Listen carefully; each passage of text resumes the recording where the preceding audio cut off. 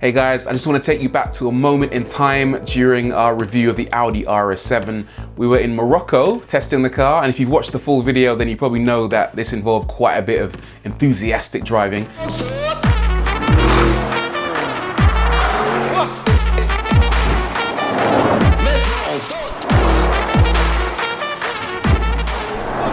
It's a brilliant car. It kind of brings out the demon inside of you, so, you know, c'est la vie. Anyway, we were testing the car on this brilliant road just off the N9, which runs from Casablanca almost all the way down to Algeria on a little side road that we found. It was amazing. We did loads of performance testing, and you know the old saying, time flies when you're having fun? Well, so does petrol. And at the end of it, my cameraman said to me, look, we're on the red. So I looked at the petrol gauge, and sure enough, it was reading 0 miles left. Anyway, no big deal, I thought. So I got in touch with one of the Audi support guys who help us, you know, with any logistical support. And I said, where's the nearest petrol station? And he looked at me and he said, about 50 miles away. And it was at this point, with no range left in the tank and 50 plus miles to drive through mountain roads, that things started to get pretty damn real. It was kind of a make or break situation where, you know, we kind of had to find out how far we could drive in an RS7 on a virtually empty tank. So if you've ever wondered how far you can drive on the red, then this is your moment.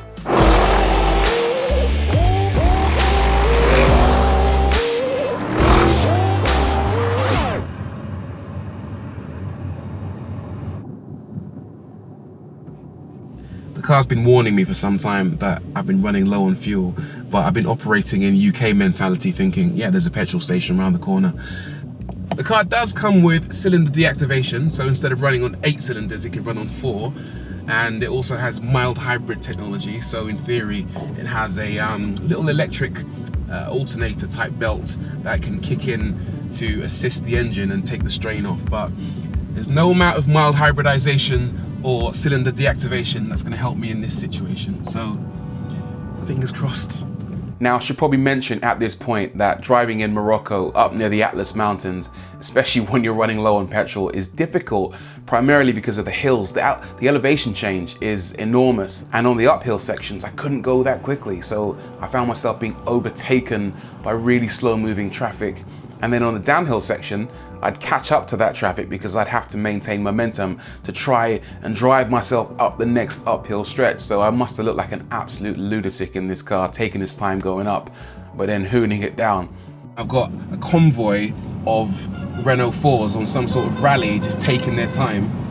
Occasionally we get to these uphill stretches and I need to like carry momentum into the uphill bits, and they're slowing down and beeping their horns at people, showing off. Don't slow down, don't slow down, do not slow down. Do not slow, I will hit you. I promise I will hit you. Move, move!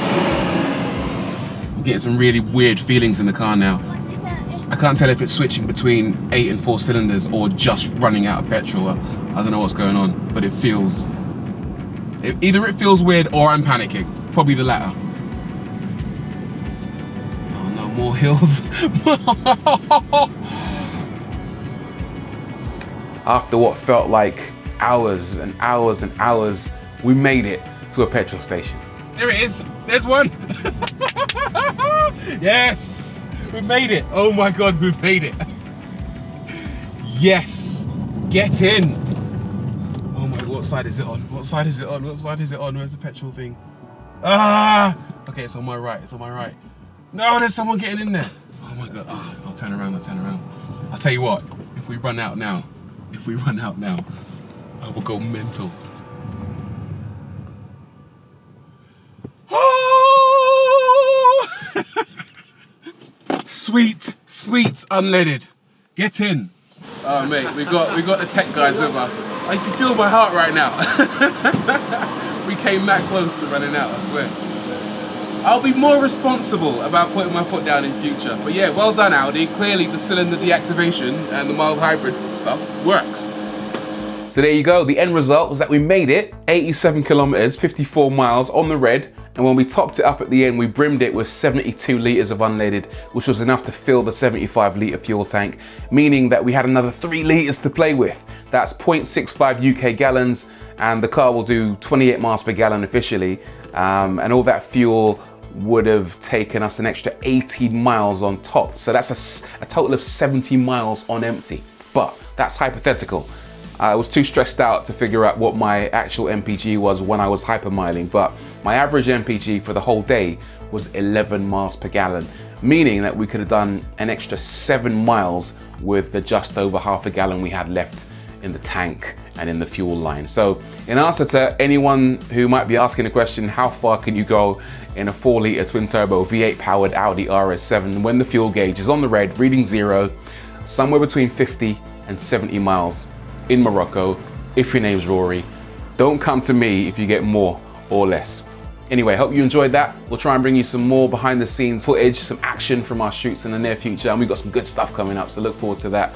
But if you haven't already, then make sure you subscribe, check out the RS7 review, and also the RS4 review, which is also shot in Morocco. That was another wacky adventure involving flat tires and ill-advised off-roading, so check that out. Anyway, until next time, like, sub, share, bell. See you on the next one.